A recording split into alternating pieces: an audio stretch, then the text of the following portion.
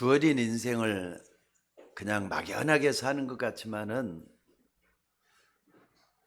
너무 어려움이 많은 것 같아요. 개인마다 다 들여다보면은 다 그렇고요. 편하게, 그냥 행복하게, 그냥 이렇게 형통하게 그렇게만 사는 인생은 그렇게 별로 없는 것 같습니다. 이것은 여러분도 그렇고 저도 그렇고, 저도 말이죠. 정말 앞이 캄캄하고 너무 힘들고 그런 때가 왜 없었겠습니까? 여러분도 지난 인생을 한번 돌아보세요. 죽고 싶을 때도 있었을 것이고 너무 힘들어서 말이죠. 다 포기하고 절망하고 때리치고 싶을 때도 한두 번이 아니었을 겁니다. 로마가 계속 세계를 정복하는 가운데 이스라엘이 정복을 당한 거예요. 그러니까 이스라엘이 완전히 속국이 되어버렸단 말이에요. 그럼 그 안에는 이스라엘 백성들이 어떻게 했습니까? 당연히 어려울 거 아닙니까? 수탈당하고 착취당하고 어려움 당하고. 그러니까 그 하는 백성들은요 한숨밖에 없었을 것 같아요. 바로 그런 때 하나님이 이스라엘 백성들에게 아주 중요한 약속을 주신 겁니다. 그 약속이 뭐냐? 인류의 역사 속에 두 가지 약속이에요. 하나는 옛 약속인 구약 주셨고요. 새로운 약속인 신약을 주셨어요. 왜 구약이라 하느냐? 옛날 주신 약속이라 이 말이에요. 그리고 신약을 왜 신약이라 하느냐? 새롭게 주신 약속이라 그래요. 근데 구약은 뭘 얘기하느냐? 그리스도가 오신다는 약속이에요. 그러니까 여러분들이 구약 성경을 볼 때는 항상 그리스도를 만나야 되는구나. 하나님이 나에게 그리스도 주셨구나. 이걸 붙잡고 기도하셔야 돼요. 그리고 신약에는 뭐냐? 그 그리스도가 오셨다는 거예요. 이미 역사 속에 오셨어요. 그 그리스도를 만날 마음을 가지고 신약 성경을 여러분들이 읽기도 하고 말씀을 받기도 하고 그래야 된다 이 말입니다. 그리고 신약 성경 속에 마태, 마가, 누가, 요한 이 네 개의 복음서가 있어요. 이 네 개의 복음서는 거기 예언된 것을 증명한 것이라고 말할 수 있어요. 그러니까 예수님이 이 땅에 계시면서 말씀했던 것들, 행하셨던 것들을 전부 다 직접 보고 목격한 사람들이 쓴 것이잖아요. 그러니까 여러분들 체험에서 나온 것이 사복음서입니다. 체험한, 그러니까 증인들의 책이 사복음서입니다. 그리고 나머지 신약 성경 27권 가운데 23권은 어떤 것이냐?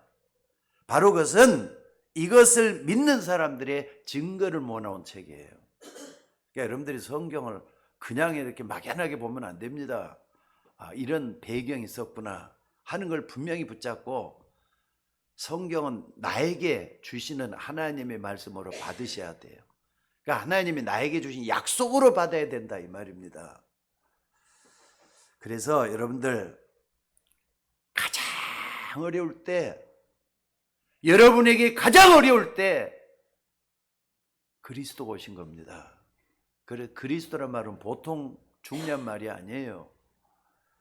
과학이 발전하면 발전할수록 계속해서 사람들의 영적인 문제는 심해지고 있어요. 따라서 재앙이 계속해서 들어닥치는데 그것을 없앤 참 제사장이 그리스도이십니다. 재앙을 없애시는 그리스도예요. 그러니까 여러분들이 재앙 안 맞을 생각을 해서 그리스도 믿으셔야 돼요. 나에게 그게 다가온다. 재앙이 다가온단 말이에요. 그럴 때 겁을 내지 말고 그 속에 들어가서 재앙을 막는 그리스도를 붙잡아야 된다 그런 뜻이에요. 사람들은 계속 잘 살려고 노력하는데도 세상은 이상하게 말이죠. 점점 지옥으로 변해가요. 여기저기서 다 못 살겠다 어우성 치면서 그러잖아요. 그래서 힘들어하고 어려워해요. 그 지옥 배경을 없앤 참 선지자가 그리스도이십니다. 여러분 그리스도 보통 말 아니잖아요. 여러분들 우리 주변에 지금도 일어나고 있는 일을 막을 수 있는 유일한 분이 그리스도란 말이에요. 우리나라가 지금 OECD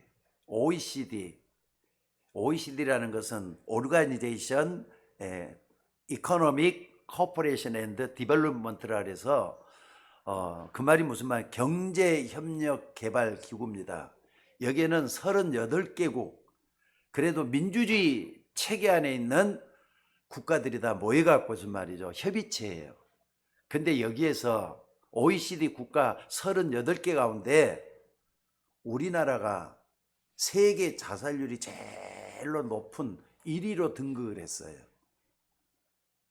그게 언제냐? 2023년까지 이게 나왔어요. 24년 통계는 아직 안 나왔더라고요. 근데 공교롭게도 말이 28개국 가운데 하루에 38명이 죽는데요. 자살한다 이 말입니다. 그러니까 하루에 38명이 흑암 속으로 몰려가고 있다 이 말이에요. 하루에. 나 깜짝 놀랐어요. 그래서 다시 한번 보고 확인을 했어요. 하루에 28명, 38명이 흑암 쪽으로 몰려가고 있다고 하는 사실이에요. 그래서 이 그리스도가 가는 곳에는 계속해서 재앙이 끝나는 거예요. 지옥 배경이 무너지는 거예요. 흑암 세력이 꺾이는 거예요. 그리스도는 말은 보통 말이 아닙니다. 진짜 한번 믿어보시기 바랍니다. 예수 믿는다고 할 때는 그리스도를 믿는다는 거잖아요. 이걸 진짜로 한번 믿어보시기 바랍니다. 체험해 보셔야 돼요. 어떻게 해요? 개인적으로 말입니다. 여러분들이 개인적으로 복음 체험이 있어져야 돼요. 그래서 우리 교회 제일 실천 목표 처음이 나의 복음 체험을 고백하자 그랬어요. 아직까지도 여러분들 나에게 있는 복음 체험이 안 됩니까? 그래서 예수님은 3년의 공생애를 마치고 난 맨 마지막에 이제 죽을 날을 일주일밖에 안 남겨놨어요. 그때 가장 가까운 제자들을 불러가지고 사람들이 날 누구냐고 물어봤잖아요. 그때 베드로가 뭐라 됐습니까? 주는 그리스도시요 살아계신 하나님의 아들이십니다. 이 고백을 했어요. 지난 주간에 제가 탁구장을 좀 갔었습니다. 근데 가면은요, 제가 목사님이라고 항상 존대하고 나이가 그분이 한 80 정도 되시는 분이에요.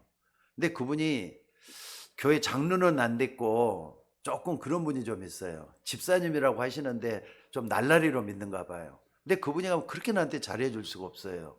뭘 갖고 오면 이렇게 맛있는 것도 주시고 막 이렇게 따로 담았다 주시고 그러는 분이에요. 근데 그분이 말이죠. 이제 같이 이제 이렇게 좀 탁구 치다가 좀 앉아가지고 얘기를 하는데 그런 얘기를 하는 거예요. 목사님, 나는요, 교회를 다녀도 좀 그래요 그러더라고요. 왜요? 그랬더니 이분 하는 얘기가 무슨 얘기를 하느냐면은 자기는 교회 가면 재미가 없대요. 교회를 재미로 나갑니까? 그랬어요. 아니, 그래도 우리 교회가 좀 재밌어야 되잖아요. 그러니까 주변 사람들이 별로 좀 그런가 봐요. 교회는 좀 큰 교회인 것 같아요. 어떤 교회냐 물어보지는 않았어요. 저 미아리 있는 쪽은 어떤 큰 교회라고 하는 것 같아요. 그래서 그러면은 우리 장로님이십니까? 그래서 장로님은 아니래요. 집사님이래요. 언제부터 믿었습니까? 어렸을 때부터 믿었대요. 어렸을 때부터. 어렸을 때 믿었는데 그럼 어렸을 때 믿었으면 50년 가까이 믿었다는 말이거든요. 그런데 한번 좀 여쭤볼게요. 그래갖고 근데 지금까지 믿었던 예수님이 누군지는 알고 믿습니까? 그랬더니 글쎄 그거 잘 모르겠는데 눈을 반짝 뜨더라고요. 그걸 잘 모르고 믿었는데요. 그래. 예수님이 누군지도 모르는 거예요. 지금 50년 동안 교회 다니는 예수님이 누군지도 모르는 거예요. 그래. 그걸 누가 가르쳐주는 사람이 있어야 믿죠. 그러더라고요. 아, 교회 50년 다녔는데 날라리도 믿어서 그런 거잖아요. 그랬더니 아무 소리 안 하더라고요. 여러분들 교회 오래 자랑할 게 아무것도 없습니다. 주는 그리스도시요 살아계신 하나님의 아들이십니다. 믿습니까? 이 고백 여러분이 분명히 하실 수 있어져야 돼요. 베드로에게 물어봤어요. 이걸 고백했어도 베드로는 얼마 가서 막 예수님을 배반했잖아요. 3번씩이나. 그래서 체험을 하라는 거예요. 그래서 베드로가 예수님을 3번씩이나 통곡을 하고 그랬잖아요.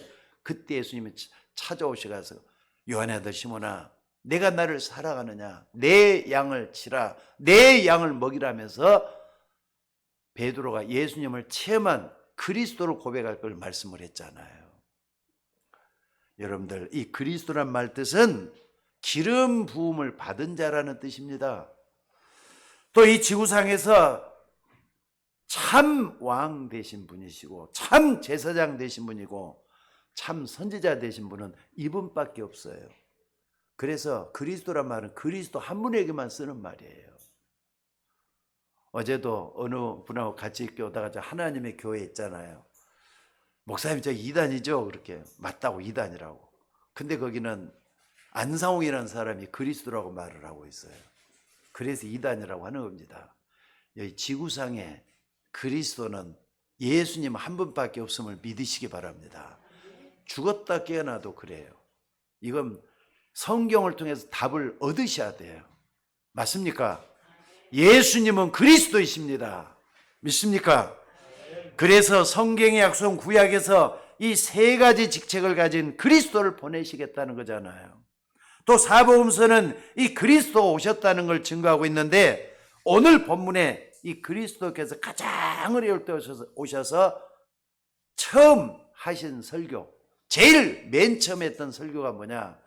마태복음 5장, 6장, 7장 이걸 갖다가 산상보훈이라 그래요. 보물 같은 말씀이라 그래서 산에서 했다 그래서 산상보훈이라 그래요. 또 그리고 성도들이 말씀을 꼭 지켰으면 좋겠다 해서 산상수훈이라고까지 얘기해요.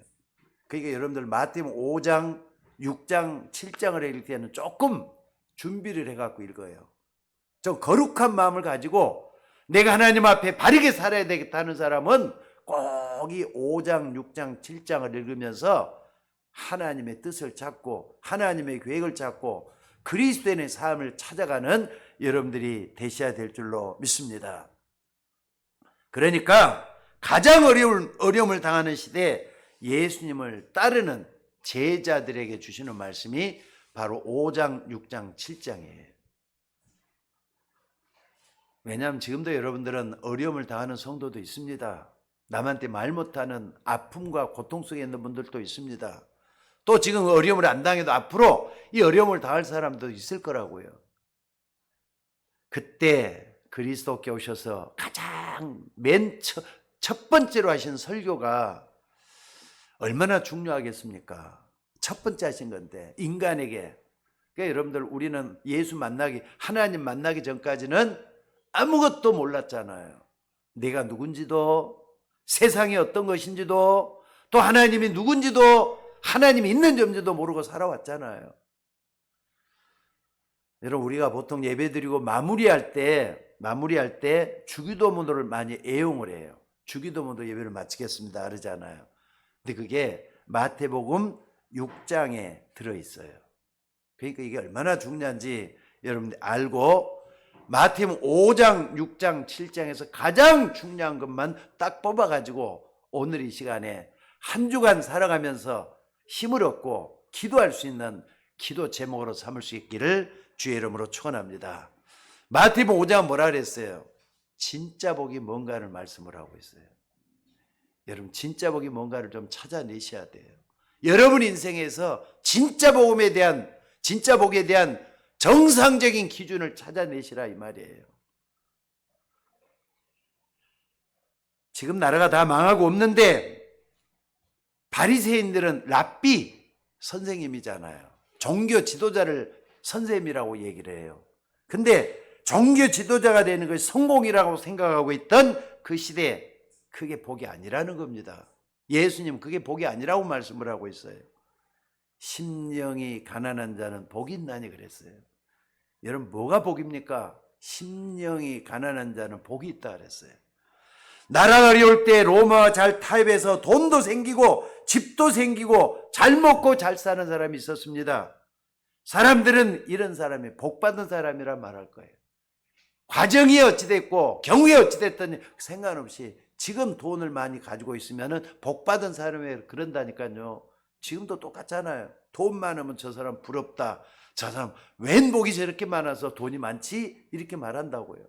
과정을 생각 안 해요. 왜 돈을 모았는지도 생각을 안 해요.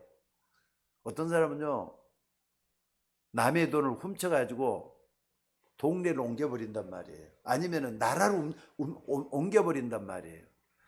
우리나라에서 나쁜 짓 해가고 돈 모아가지고 필리핀 가서 잘 사는 사람도 많답니다. 그러니까 그런 사람들은요, 한국에서 무색하고 돈 모아서 생각을 안 해요. 지금 당장 돈 많은 거 가지고 저 사람 복 받은 사람이라 이렇게 얘기를 해요. 여러분들, 사람들이 생각하는 복이라는 것을 오늘 좀 개념 정리를 좀 했으면 좋겠어요. 어떤 게 복인가? 예수님은 애통하는 자가 복이 있다고 했습니다. 의에 줄이고 목마른 자가 복이 있다고 했습니다. 심지어는요, 핍박을 받는 자가 복이 있다 그랬어요.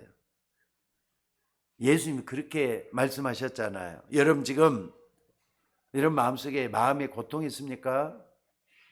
솔직히 그렇잖아요. 부부지간에 싸우고 나면은 고통스러워요. 저 사람한테 못할 말을 했다. 또는 내가 저 사람이 나한테 이렇게 상처를 주지 해가면서 갈등을 느끼고 어려움을 느껴요. 그럼 마음의 고통이 심각해지잖아요. 그러면 사람들이 행복하지 않다고 얘기를 해요. 어떤 사람은 외롭다, 너무 힘들다, 고통스럽다, 혼자 있는 게 왜 이렇게 힘드냐 하는 사람도 있다고요. 잘 생각을 해봐요. 고통이 아닐 수도 있습니다. 우리가 기도응답 받고 하나님의 진짜 축복을 받는 가장 중요한 방법은 먼저 뭐냐? 진짜 복이 뭔가를 아는 것부터 시작이 돼야 돼요. 앞으로 여러분들 오늘 설교하고 난 그 다음부터는 진짜 복이 이거다고 딱 붙잡으셔야 돼요. 어떤 일이 일어나도 나는 복받은 사람이다, 이런 나름대로 말이죠, 결론을 얻을 수 있는 여러분들이 되셔야 된다 이 말입니다. 세상 사람들은 대개 다 이렇게 얘기를 해요. 그래, 아무리 뭐래도 건강하면은 그게 복이지. 건강이 말이죠, 복이라고 얘기를 해요. 또 어떤 사람은 오래오래 사는 거, 장수하는 거 복이지, 이렇게 얘기를 해요. 또 어떤 사람은 여러분들 큰 명예를 얻었다, 그러니까 대통령이 되고 국회의원이 됐다, 명예를 얻었단 말이에요. 그러면 그게 복이라고 생각을 해요. 그런데 성경에서는 그렇게 얘기를 하고 있지는 않습니다. 복을 받은 사람이 건강해야지 그게 복 받은 사람이라 그래요. 오래 사는 사람도 하나님의 복을 받은 사람이 오래 살아야지 그게 복을 받은 사람이라고 얘기를 해요. 여러분들 남편이 믿음이 없는데 잘 되게 성공하도록 해야 하겠습니까? 저는 해야 된다고 생각을 해요.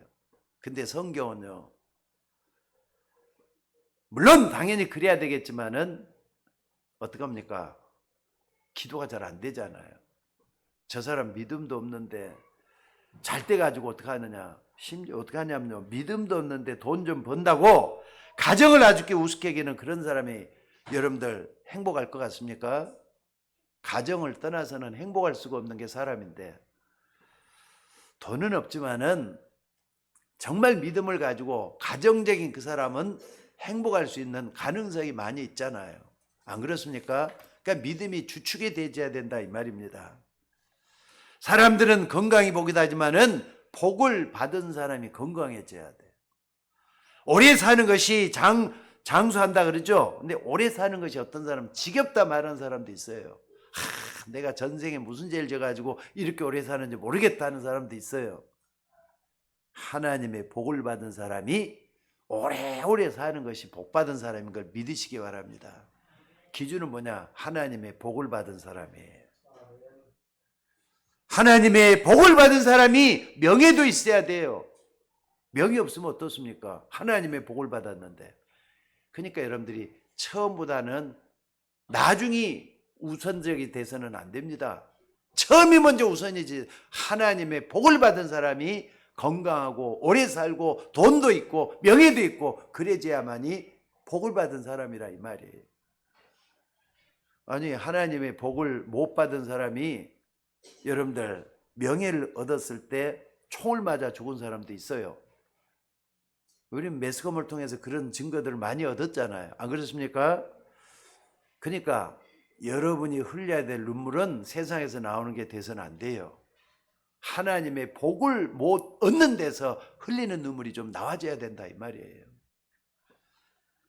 진짜 복이 뭔가를 오늘 본문은 예수님이 말씀하고 있는 줄로 믿습니다. 그래서 여러분이 진짜 복이 뭔가를 알아야만이 진짜 복을 찾을 수가 있을 거 아닙니까? 오늘 또 말씀 짧은 기절이잖아요. 12절까지. 요 속에 복이 다 들어있어요. 진짜 복이 뭔가를 우리에게 보여주고 있다 이 말입니다. 다시 한 말씀드립니다. 우리가 성공을 많이 하고 그래야 되겠지만은 진짜 하나님의 축복을 받은 사람이 성공을 해야 될 줄로 믿습니다. 그래서 성경은 말씀을 하잖아요. 많이 가신 것이 복이 아니고 오래 사는 것이 복이 아니고 하나님의 축복을 받은 사람이 오래 살아야 되고 많이 가져야 된다 이 말이에요. 먼저는 하나님의 복을 얻어야 돼요. 여러분 이 말이 너무나도 중요한 말이죠. 물고기와 물의 관계예요. 물고기와 물의 관계라고요. 물고기는 물을 떠나면 절대로 행복할 수가 없어요. 하나님의 복을 받은 사람이 행복할 수가 있다는 걸 믿으시기 바랍니다. 오늘 여러분이 참된 복, 진짜 복이 뭔가를 언약으로 붙잡아야 될 줄로 믿습니다. 그래서 오늘 본문이 나오게 된 배경을 좀 살펴보면요. 이스라엘이 지금 로마의 식민지가 되어 있으니까 사실 얼마나 힘듭니까? 안 그렇습니까? 식민지로 되어 있단 말이에요. 게다가 종교의 미명 아래 복음 막는 사람들이 너무나도 많이 있었습니다. 그래서 제대로 하나님을 믿는 사람들은 애통할 수밖에 없어요. 찢기고 상하고 또 착취당하고 수탈당하고. 근데 예수님은 뭐라 그랬느냐? 애통하는 것이 복이 있다 그랬어요. 이해가 됩니까 여러분들? 찢기고 상하고 수탈당하고 그러는데도 불구하고 애통하는 것이 복이 있다. 예수님이 이렇게 상상을 초월한 메시지를 지금 제자들이 하고 있는 것인 줄로 믿습니다. 근데 사람들은 당장 눈에 보이는 것, 당장 내가 잡히는 것, 이걸 복이라고 하잖아요. 많은 신앙 가진 사람들의 특징을 보면은요, 어려움이 오면 어때요? 잘 참아내지를 못하는 것 같아요. 안 그렇습니까? 좀 견뎌야 되는데 우리 어린아이들이 특히 그래요. 부모님들이 애기 중재가 키워놨더니 나중에 보니까는 조금 어려우면 그냥 말이죠 넘어지는 거예요. 당장 이렇게 해가지고 그냥 앙탈을 부리면서 못하겠다 이렇게 할 때가 너무나도 많잖아요. 여러분 성경을 좀 잘 보시기 바랍니다. 가장 어려운 환경 속에 있던 요셉은 언약 때문에 노예로도 가고 감옥도 가고 그랬어요. 아니 하나님이 어느 날 요셉이 언약의 꿈을 주셨어요. 그게 뭐냐? 해와 달과 별들이 내게 절하더이다. 11개의 볕단들이 내게 절하다 이러면서 형들한테 얘기를 했더니 그럼 내가 우리보다 더 높은 자리에 있단 말이냐면서 말이에요. 막 미워해가지고 나중에는 죽이려다가 노예로 팔아버렸잖아요. 이런 일이 왜 생깁니까? 언약 때문에 생긴 꿈이잖아요. 언약 때문에 생긴 어려움이잖아요. 그러면은요 하나님이 없는 사람 뭐라 그러냐? 요셉은 진짜 불행해. 이미 그것만 가지고도 요셉이 이미 실패했어. 노예로 갔으니까. 감옥에 들어갔으니까. 실패했다고 다 단정을 해버려요. 근데 하나님이 있는 요셉이 실패했습니까? 여러분 어떻게 생각을 하세요? 하나님이 있는 요셉이 노예로 갔는데 실패했습니까? 대답을 한번 해보세요. 대답을 한번 해보세요. 아니죠. 아니 어쩌다가 또 억울한 누명을 쓰고 노예로 갔는데 그 중에서도 일어나려고 몸부림쳤는데 가정 총무가 됐단 말이에요. 근데 또 유혹을 갖다 참고 말이죠. 내팽개쳤더니 보디발의 아내가 하룻밤 자자고 하는 걸 내팽개쳤더니 억울한 누명을 쓰고 감옥에 들어가 버렸어요. 어찌된 그 속에 잘해보겠다 하는데도 감옥에 들단 말이에요. 그럼 실패한 겁니까? 여러분들 잘 생각을 해보세요. 여러분들이 감옥 같은 환경 속에 있을 때가 있습니다. 여러분 노예처럼 힘들고 어려운 상황 속에 들어갈 때도 있습니다. 그런데도 하나님이 함께 하시는 축복을 붙잡고 있다면 실패한 거 아니잖아요. 아멘? 맞으시면 아멘 하셔요. 하나님이 함께 하면 실패한 거 아니에요. 그러니까 놓치지 말아요. 하나님 나와 함께. 그러니까는요 요셉에게 있어서 가장 중요한 포인트는 뭐냐? 창세기 39장 2절이에요. 노예로 가 있을 때 뭐라 했느냐? 여호와께서 요셉과 함께 하심으로 그가 형통한 자가 되었더라 이 말이에요. 무슨 일을 당하든지 어디에 있든지 간에 하나님이 함께하는 축복을 누리기만 하면 돼요. 여러분 꼭 기억하셔요. 하나님은 항상 여러분에게 손을 내밀고 있어요. 그럼 여러분 손을 잡았잖아요. 근데 하나님은 손을 다시 걷어들이는 법이 없어요. 여러분이 그 손을 놓을 뿐이지. 내가 놨다고 하나님 놓은 게 아니라는 걸 믿으시라 이 말이에요. 그게 여호와께서 여러분과 함께 하신다는 증거예요. 오늘 여러분들 진짜 복이 뭔가를 붙잡고 흔들리지 말고 하나님 앞에서는 여러분들 되시기를 주의 이름으로 축원합니다. 그리고 예수님 두 번째 가르친 것이 마태복음 6장에서 33절에 보니까 참된 기도가 뭔가를 가르쳐 주셨어요. 앞에는 쭉 기도에 대한 걸 다 얘기하고 있다가 33절에 결론으로 기도의 결론으로 이런 말씀을 하시는 거예요. 너희는 먼저 그의 나라와 그의 의를 구하라. 그리하면 이 모든 것을 너에게 더하여 주시리라. 맞으면 아멘 하셔요. 맞습니까? 기도의 결론으로 그의 나라와 그의 의를 구하면은 이 모든 걸 더해 주겠다고 약속을 하셔요. 우리는 이것도 달라 저것도 달라 하나님 이렇게 해주세요 저렇게 해주세요 기도하지만은 기도의 결론은 그의 나라와 그의 의를 먼저 구하라 말씀을 하고 있어요. 그래서 마태복음 이 나라라는 뭔가를 여러분들이 잘 아셔야 돼. 하나님의 나라가 뭔가를 딱 붙잡으시라 이 말이에요. 마태복음 12장 28절 30절에 보면은 예수님 직접 말씀을 했어요. 그러나 내가 하나님의 성령을 힘입어 귀신을 쫓아내는 것이면 하나님 나라가 이미 너에게 임하였느니라. 하나님의 성령을 힘입어 귀신을 쫓아내는 것이면 하나님 나라가 이미 너에게 임하였느니라 그랬다 이 말이에요. 여러분들, 여러분을 무너뜨리기를 소원하고 있는 마귀라는 존재가 있는데 이 마귀가 결박되고 성령이 임하면은 하나님 나라가 임했다고 말씀을 하고 있습니다. 이 말씀 좀 소중하게 간직할 수 있는 여러분들 되시기를 바랍니다. 왜냐하면은 예수님은 이 말씀을 하실 때 이 지구상의 말이죠. 영적인 문제가 와서 정신 이상한 사람들이 수두룩하게 많은데도 알아듣지 못하는 그런 말이잖아요. 여러분 하나님 나라 이 말을 하면 못 아는 사람 천지입니다. 우리 가운데도 정확하게 이해하고 있는 사람 별로 없어요. 근데 하나님 나라 이게 얼마나 중요한 말인지 아셔야 돼요. 그러니까 예수님이 십자가에 못 박혀 죽고 부활했잖아요. 이 땅에 40일 계셨어요. 40일 계시면서 제자들에게 남긴 말이 뭡니까? 40일 동안 하나님 나라와 그 일에 대해서 설명을 했다 그랬어요. 유언 같은 말이잖아요. 마지막으로 예수님이 떠나가시면서 가장 중요한 말을 말씀했는데 40일 동안 하나님 나라 그 일에 대해서 말씀했다 그랬어요.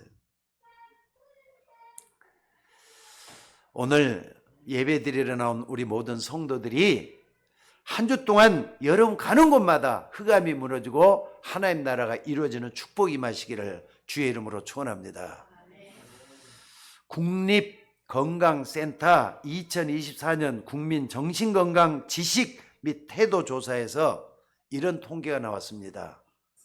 전 국민이 4천만 명이 조금 넘잖아요. 5천만 명이 조금 넘잖아요.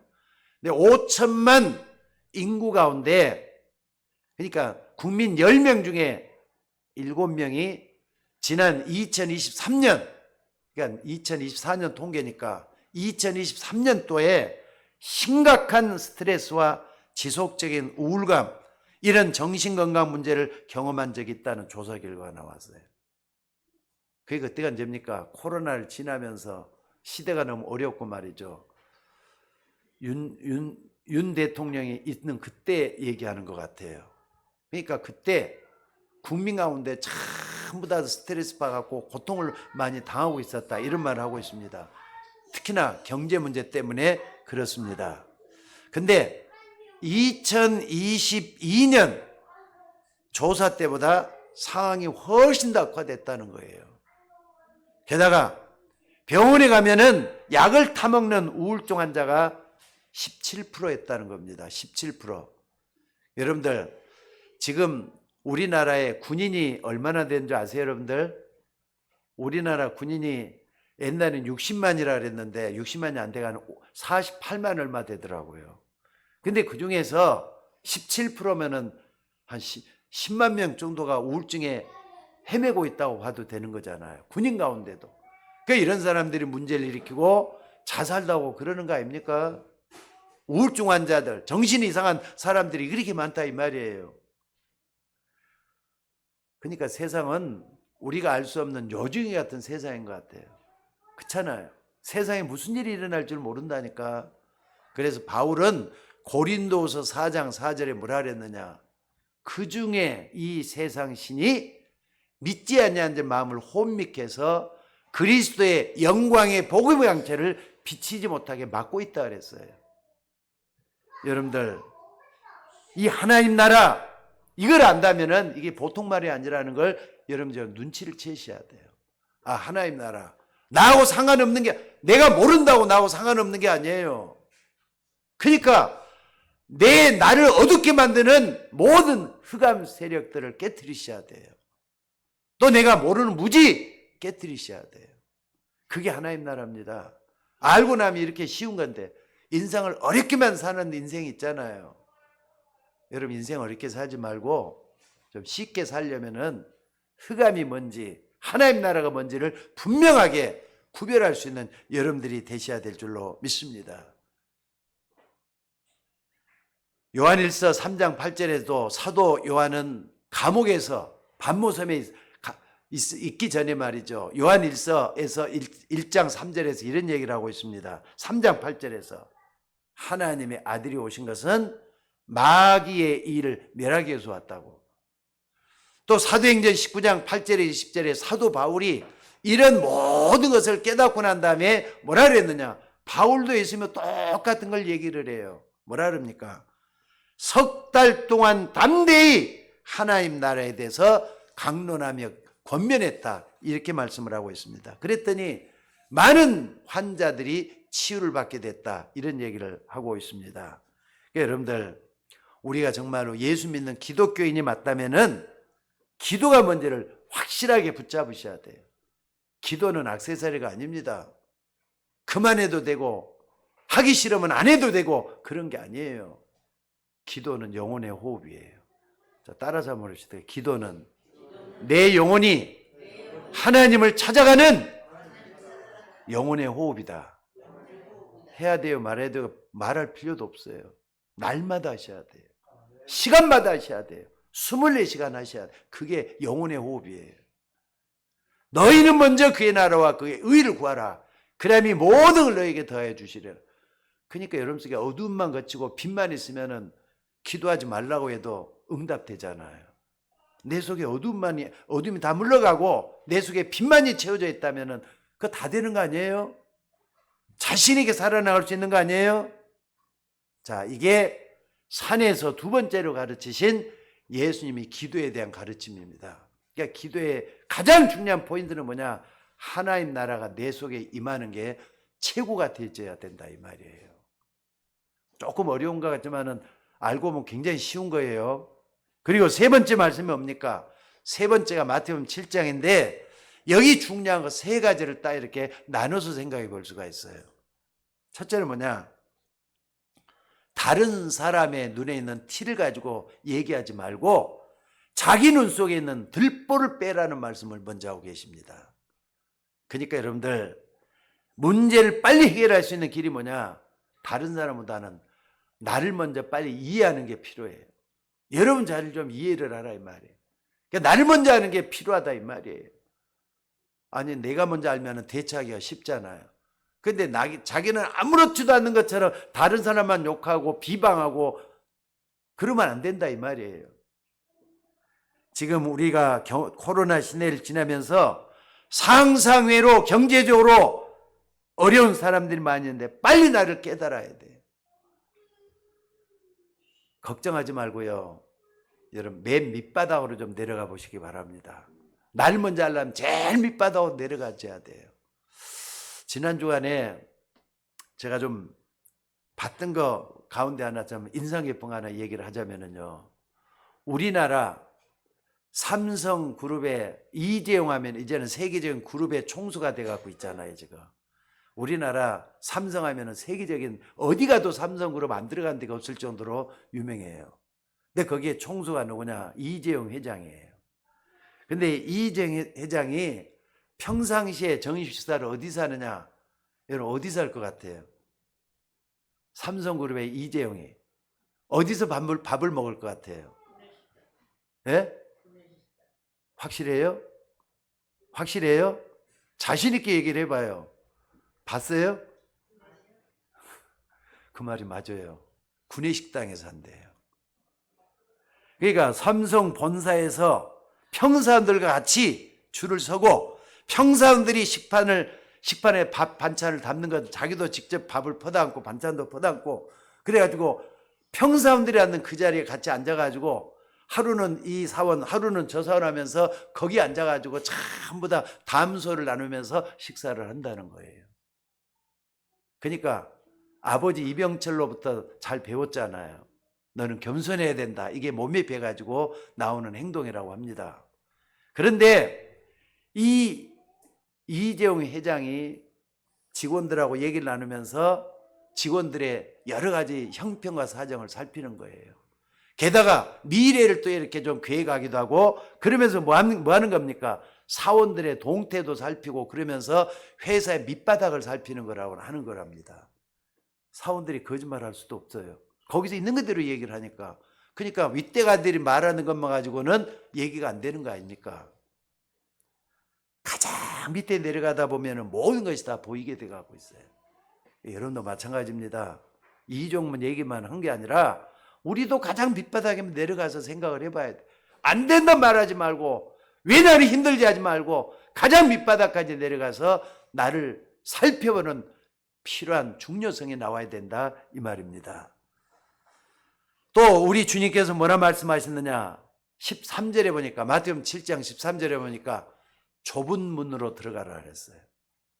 여러분 신앙생활은요 넓은 길로 가는 게 아닙니다.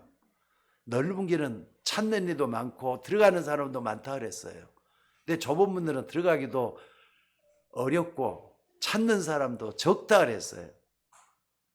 다른 사람들이 못 가는 것에 대한 싸울 필요도 없잖아요. 여러분들 본래 하나님의 백성은 싸우지 않고도 이길 수 있을 정도로 실력도 있어야 되고 영역도 풍성해져야 돼요. 아멘?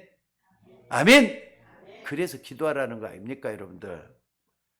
여러분 잘 아는 에브라함 링컨 한번 보시기 바랍니다. 한참 이 사람이 정치를 할 때 상대방 후보가 막 비난을 했다고 합니다. 원래 정치라는 것은요 우리나라도 똑같습니다만 상대방을 막 비방하는 것부터 시작하는 것이 바로 정치라고 하는데 링컨 보고 상대방 후보가 뭐라고 비방하느냐면요 링컨이 두 얼굴의 사나이래요. 두 얼굴의 사나이. 이쪽 말하고 저쪽 말하고 그런다고 두 얼굴의 사나이래. 그때 링컨이 이런 말을 했다고 합니다. 두 얼굴이면은 내가 이 얼굴 가지고 다니겠느냐? 솔직히 링컨 여러분들 보셔서 알지만은 광대뼈 툭 튀어나와가지고 못생긴 사람 중에 한 사람이거든요. 이런 얼굴 가지고 다니겠느냐 하면서 말이죠. 이런 얘기를 했다고 합니다. 뭐라 그랬느냐? 저분은 나보다도 훌륭한 분이 맞다. 인정을 했다고 해요. 그러니까 우리는 보통 남을 비방할 때 그런 얘기 많이 하죠. 저 사람 막 손가락질만 그렇게 얘기를 하잖아요. 근데 링컨은 특징이 뭐냐? 저분은 나보다 훌륭한 분이다. 항상 그런 얘기를 한대요. 그런데 내가 왜 이렇게 대통령 되겠다고 후보로 나왔느냐? 하면서 이유를 얘기했어요. 그게 뭐냐면요. 갈라디아서 3장 28절. 자기는 아버지하고 기도할 때 이 말씀을 항상 붙잡고 기도를 했노라 얘기를 하면서 나는 이 말씀이 성취되기를 원한다 그랬대요. 그게 뭡니까? 그리스도 안에서 자유인이나 노예나 모두가 다 하나라고 하는 거. 인류 평등 사상이잖아요. 흑인도 백인도 동양인도 다 똑같이 하나다 이렇게 얘기를 하는 거 이걸 따고 했다는 거예요. 자, 백인들이 반대하겠어요 안 하겠어요? 흑인 노예 해방을 시켰다 하는데 한겨레에다 반대를 해가지고 여기저기서 말이죠. 반대하는 사람 막 일어나가지고 데모도 하고 막 그런 일이 일어났다는 겁니다. 그래서 선거에서 떨어질 줄 알았대요. 그런데 압도적으로 대통령에서 선출이 됐습니다. 근데 재밌나는 그때 말이죠. 선거 자금을 남겨가지고 국가에 반납시키는 유일한 대통령이 됐다 그래요. 왜 그런 줄 아세요? 이 링컨이 가는 데마다 대접을 흉흉하면서 선거 자금을 쓸 필요가 없었대요.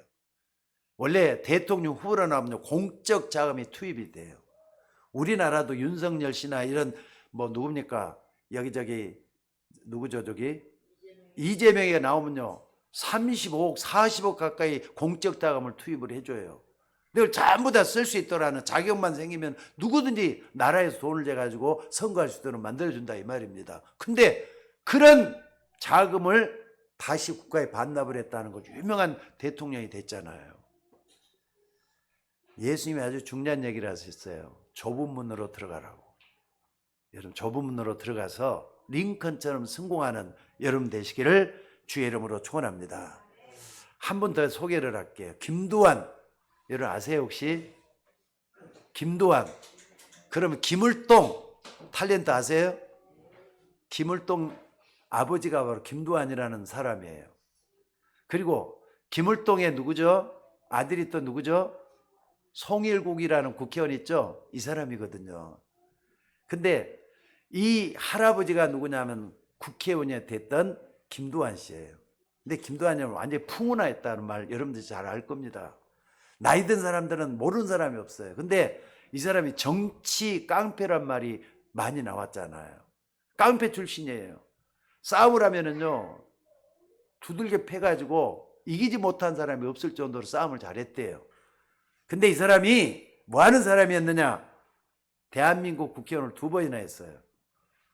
이제 국회의원 출마를 했잖아요. 그럼 상대방 후보가 막 그냥 반대할까, 뭐 비방할 거 아닙니까? 일단은 정치는 무조건 상대방을 비방하면서 시작한다고 하니까. 근데 이 김두한이라는 사람은 뭐 했느냐? 개동 국민학교 중퇴라는 게 학력 뭐 전부 다예요. 그러니까 서울에 있는 저쪽에 저기 어딥니까? 저 종로에 있는 개동 국민학교 거기 5학년 다니다가 중퇴를 했대요. 근데도 국회의원에 출마를 했다 이 말이에요. 그러니까는 박사 출신이었던 사람이 이게 나와가지고 뭐라고 막 떠들어대느냐. 저 사람은 초등학교도 제대로 안 나온 사람이 국회의원 출마했다. 막 그냥 비난하고 저런 사람 자격이 없으니까 찍지 말고 날 찍어달라 이렇게 했다는 거예요. 그러니까 이 말을 들었던 김두한이가 이런 말을 했다는 거예요. 내가 만약에 초등학교를 제대로 나왔으면은 대통령이 출마하지 국회의원에 출마했겠느냐 하면서 이렇게 얘기를 했다는 거예요. 이 배짱 이런 걸 가지고 뭐 했느냐 국회의원을 2번씩이나 했어요. 초등학교도 제대로 안 넣은 사람이 말이죠. 자, 제가 무슨 말 하려고 하느냐? 하나님의 사람들은 좁은 길을 걷고 있는 세상에서 다른 사람이 못 보는 것을 보고 못 보는 길을 가고 있다는 거 잊지 마셔야 돼요. 여러분 하나님 자녀 맞잖아요. 맞습니까? 그렇기 때문에 링컨이나 김두한처럼 특별한 인생을 살고 있다고 하는 자부심을 여러분들이 가지라 이 말. 여러분은 하나님 자녀들이에요. 맞습니까? 하나님의 자녀는 다른 사람들이 못 보는 걸 보고 못 보는 길을 걸어가고 있다는 거 잊지 마시기 바랍니다. 그리고 마지막으로 뭐라 그랬느냐? 하나님의 말씀을 붙잡고 행하는 사람은 반석 위에 집을 짓는 사람과 똑같다. 이런 말씀을 하고 있어요. 여러분 하나님의 말씀을 붙잡고 행하는 여러분들 되시기를 주의 이름으로 축원합니다. 아니 글을 써가지고 말이죠. 젊은이들의 마음을 사로잡았던 해밍웨이 아는 사람은 알 거예요. 이 사람은 뭡니까? 소설가잖아요. 극작가란 말이에요. 그러면서 참 글을 많이 썼어요. 근데 이 사람이 사슴을 쏘고 사냥을 하는 사냥총을 가지고 자기 목에다 대고 자살해 죽었어요. 무슨 말인지 알겠습니까? 그리고 이 마릴린 먼로 같은 사람은 어떻게 했느냐? 마릴린 먼로 같은 사람은요, 보통 사람들이 평생을 월급을 받아야 쓸 수 있는 한 달 그 개런티 가지고 다 이렇게 먹고 살았던 사람이 있어요. 한 달 개런티가 평생을 월급 받는 사람하고 똑같은 봉급을 가졌던 사람 말일 못 넣잖아요. 근데 그 사람이 약을 먹고 죽었어요. 그리고 제가 좀 조사를 해보니까 어떤 일이 있었느냐. 우리나라도 이렇게 자살한 탤런트들, 가수들 너무 많아요. 우리나라 탤런트 가운데 구하라, 그리고 김광석 가수죠. 김성민, 김출현, 박용화, 박시선, 서지원, 셸리, 안재환, 이은주, 정다빈, 조민기, 최진실, 최진영, 최진실하고 최진영에는 남매가 이렇게 한꺼번에 죽었잖아요. 게다가 장지원, 종현, 최근에 종현, 그 외에도 몇 사람 있더라고요. 이런 가수 탤런트들 왜 자살해 죽습니까? 명예도 없고 돈도 많을 텐데. 기억하시기 바랍니다. 특히나 지금 20년이 넘었는데 중국의 장국영, 여러분 장국영에 있는 사람 아시죠? 이 장국영에 있는 사람이 우울증으로 46살에 자살했다고요. 그것도 그 호텔에 24층 거기서 떨어져서 죽었어요. 그 사람이 떨어져 죽으니까 9시간 만에 5명이나 장국영이 죽었다 그래가지고 자살해 죽었다네. 왜 이렇게 죽습니까? 오늘 말씀 꼭 기억하셔요. 하나님의 말씀을 가지고 있는 사람은 반석 위에 집을 짓는 지혜로운 사람 같다고. 하나님 말씀을 떠나서 이런 일이 생긴 것들이에요. 그래서 바람이 불고 창수가 나고 그래서 다 무너진다 그랬어요. 모래 위에 집을 짓는 사람과 똑같다 그랬단 말이에요. 그래서 성공을 했는데도 불구하고 허무하면은, 낙이 없으면은, 또 상처 입으면은 그냥 바람 불고 그러면 다 쓰러지고 넘어진다니까요. 그래서 자살하게 죽고 어려움을 당하는 거라는 거 잊지 마시기 바랍니다. 자, 여러분들 대개다 보면은 100층 높이 건물들을 많이 짓잖아요. 그 100층 높은 데는요, 기초가 튼튼해야 될 거 아닙니까? 어디다 기초를 올 것 같아요? 1, 2층 같은 데가 좀 별로 그렇게 신경을 안 쓰는데, 지질 조사를 할 때 제일로 말이죠, 땅을 조사할 때 어디를 앉느냐, 어느 밑에 내려가면은 바위가 있다는 같이 그걸 가지고 투서를 해서 잡아내야만이 거기다가 땅을 뭡니까 100층 높이의 그 건물을 짓는데요. 바위가 있어요. 그러니까 한번 따고 내려가서 큰 바위가 나오는 그게 확신이 있을 때 거기다가 100층 높이의 건물을 짓는다고 합니다. 오늘 하나님의 말씀은 뭐라 그랬습니까? 반석 위에 집을 짓는 사람과 같다는 말이 뭐라 그랬습니까? 하나님의 말씀을 가지고 뿌리를 내는 사람은 그런 사람과 똑같다 말씀을 하고 있어요. 여러분들 하나님의 말씀으로 여러분의 인생에 집을 짓는 여러분이 되셔야 될 줄로 믿습니다. 오늘 예수님이 산에서 가르친 첫 번째 설교 5장, 6장, 7장의 말씀들을 진짜로 여러분의 인생의 많은 문제를 해결할 수 있는 답으로 드셔야 돼요. 그래서 지금 여러분들이 고난을 당하고 있느냐? 그게 복이 될 겁니다.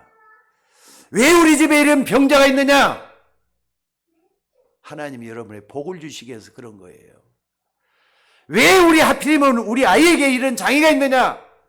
하나님이 복을 주시기 위해서 그런 거예요.